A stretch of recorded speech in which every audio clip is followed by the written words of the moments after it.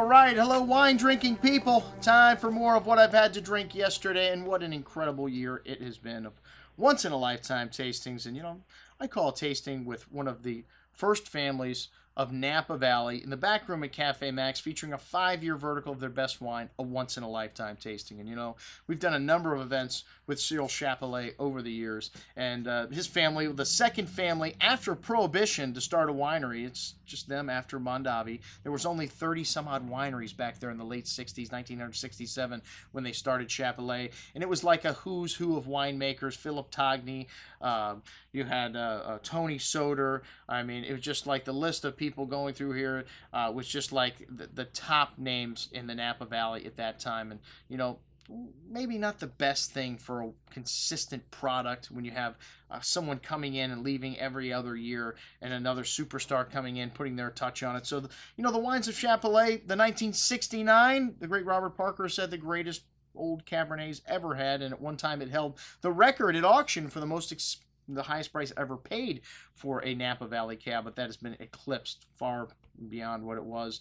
And today, the wines of Pritchard Hill, you know, the Chappellets, Don Chappellet, Don and Molly look like rocket scientists, because a lot of people didn't want to go up in the mountains. But when Andrei Chelichev, one of the greatest winemakers in the history of California, when they wanted to buy property, Andre was willing to lend a hand, and he sat them down and he gave them a component tasting of all these different Cabernets that he was using for one of his blends. And he said, pick out the wine you like the best, because you better like the wine you're going to make. And after tasting through all the wines, Don said, this is the one I like the best. He says that is from Hillside Vineyard. So you better just, all this crap you're looking at the valley floor, forget about that. Go look to the hills. And they found 1,000 acres up on Pritchard Hill, which there was nobody up there at that time. People said, man, you're absolutely nuts going up here to plant grapes. No water. It's, you know, it's just too difficult. The terrain is rugged. You have to clear all these rocks out of the way. And they were up to the challenge. And, you know, the hardest thing was probably getting the kids to school in the morning, because I don't know, there's a school bus that drives all the way up there. So they had to drive the kids all the way down. It's a long, windy road to get them to school. But he said, man, I'd have an hour commute in LA for my job right now. I'll find a way to get my damn kids to school. If that's the biggest problem that I have buying this piece of property up here in Pritchard Hill. And today, it is the most expensive real estate in all of Napa Valley. David Arthur just sold a little part of his vineyard up there to this Chinese interest, and they've already spent $30 million up building this winery up there, which it's crazy because there's not a lot of foot traffic up there. We send a lot of people up to Pritchard Hill to see Chappellet and David Arthur and some of the other wineries up there, but by appointment only, man. They don't have like a ton of traffic coming up to the hill. But the wines up there, Colgan, Bryant, Gandona Estate, Ovid, Brand, some of the greatest wines being made in Napa today. Everything is at this level of quality. And Chappellet now, the original landholders up there, the pioneers, are the cheapest people. Their top wine, the Pritchard Hill wine, $150 to $250. You can still get older vintages. I bought these 05, these 6, the 8 for under $150, most of these wines. Anyways, we started out with a Chenin Blanc, and they've been making Chenin Blanc since 1968 because Molly likes it.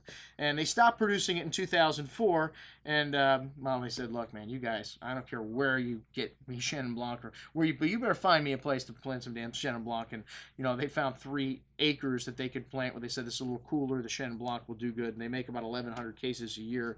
But, you know, if you look at what the land would be planted to Cabernet, it's probably worth about a half or less planted to Chenin Blanc in terms of what the accountants would say you should plant there. But hey, that's the wine business, and if you like Chenin Blanc, you better have a little Chenin Blanc for Mom here. Mom likes Chenin Blanc. A nice amount of juicy pear white peach fruit. This wine's got some pretty floral notes, really lovely creamy texture on the tongue, those pretty floral notes, and a nice zest and freshness coming through on the finish, some orange blossom notes at the end. $38. The best Chenin Blanc made in Napa Valley. It's the only Chenin Blanc made in Napa Valley that I know of, but outstanding nonetheless. The Chardonnay Napa. This fruit for the Chardonnay comes from a Laird family vineyard in Carneros.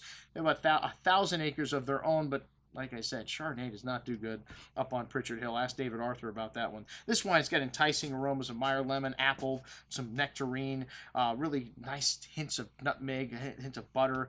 and orange blossoms. Really nice zesty fruit here on the palate, and just a nice touch of oak spice, a little butteriness to the finish there. Excellent juice at $39. Sonoma-Loeb, what's that doing in here? Well, these guys were friends of the Chappellet family and the Loeb family, ambassadors to Austria or one of these countries. And how do you get to be an ambassador to any country? You're gonna pay a lot of money. And well, this is just you know, a case that these guys were getting older and they did not want to carry on this label anymore. And, you know, the Chappellet said, well, we're happy to take it over for you. And they make some very good Chardonnays and Pinots. And, you know, Pinot Noir doesn't grow good up on Pritchard Hill either. So they've got friends. The Duttons are selling the fruit for the Pinot. And the Envoy Chardonnay, one of the top vineyard sites in Carneros. This has got a lovely vanilla spice, some creme brulee, a little lemon citrus, pineapple, green apple fruit, really nice creamy texture on the tongue with a good amount of that ripe tropical fruit, hits of buttered toast, and a nice zest on the finish. Excellent juice. I like both of these Chardonnays equally. And the lobster dish that Ollie served with it, you know, I don't know how many times I've eaten at Cafe Max, but I've never had this lobster dish before. It was absolutely fantastic with blood oranges and bread pudding, man, just wild. Chef Oliver Saucy does it again. Sonoma-Loeb Pinot Dutton Ranch. Well, if you don't like Pinot, I don't want to say it's better with food, but it was really good with the tuna dish that Ollie did, and the foie gras also amazing.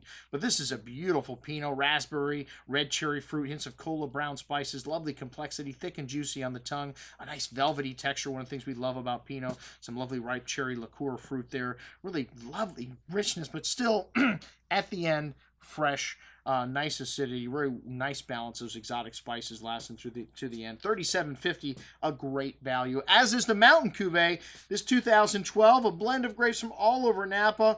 A little bit of the stuff comes from the Chappellet estate, but this is their calling card. This is their entry level. This is a wine we've sold more of than any other Cabernet the last year in the $30 price range. This wine has a beautiful bouquet, toasty oak spice, milk chocolate, really lovely ripe currant, dark cherry fruit, really forward enticing on the palate. A lot of nice rich fruit, but still lovely balance of milk chocolate notes and smooth tannins on the finish. This is a real crowd pleaser. Good stuffing here. Excellent juice at $31.50. The signature Cabernet, well, this is their bread and butter, 7,000 cases. This is mostly estate grown, but they add some fruit. These guys have been in the valley since the 60s. They've got a lot of friends here.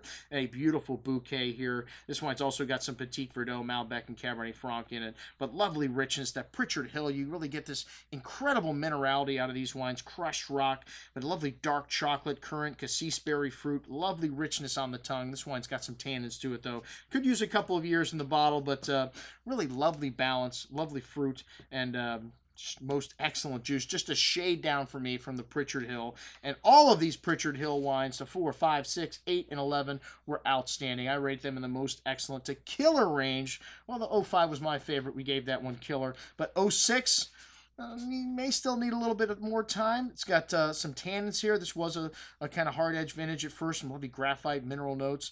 The 08 was the smoothest of all of them to me, along with the 04. And then the 11, man, this is a difficult vintage, but the best area in Napa in 11 was Pritchard Hill, and this wine, most excellent juice. So check it out. Everything that we had at our Chappellet dinner with Cyril Chappellet. I'm your host, Andrew Lampasoni, signing off for the Wine Watch, saying, remember, always drink the good stuff first.